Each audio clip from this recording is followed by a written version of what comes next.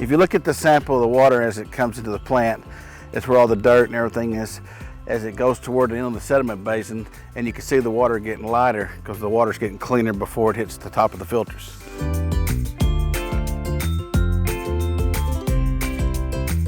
The water coming in the plant comes from Fellows and the James River, and what we do is we bring that water in and it comes to the rapid mix. In the rapid mix, we mix a polymer. What it does, it's got a positive ion. It mixes with all the neutral stuff that's in the water and the negative charge, and it goes together in what we call a coagulation part. It forms little chunks of flock that look like little snowballs, and as the water flows through the sediment basin, these little particles, they all settle to the bottom, which forms sludge.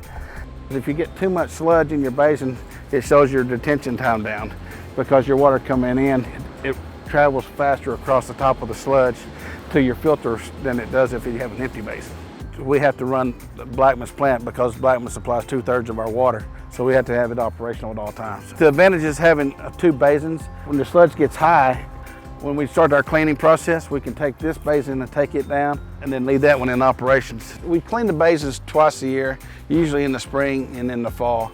We do it in the fall after the summer run because we run around 30 million gallons a day during the summer. And then in the wintertime, it slows down, but then in the spring, we'll clean them once more to prepare for summer. To start draining, we pump them down to 12 feet through the filters, through the high service pumps, and use as much of that as we can treated.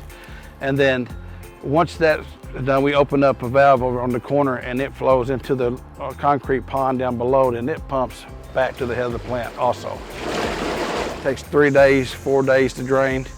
It'll take our team probably 4 days to clean it. And then what doesn't get pumped out of there, we clean out the center ring with fire hoses, and all that water goes to the lagoon system. And the lagoon system, it works just like the sediment basin.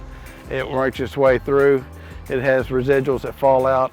Even when on the cleaning part, it goes into the clarifier ring and it pumps to the lagoon, and then we pump it back to the head of the plant. So we try not to waste any of this water. It's a lot of guys on fire hoses to clean out the basins. We take 3 guys and we pump water from this side, 3 pumps, and wash it out. And then it takes a good 3 days to fill it back up.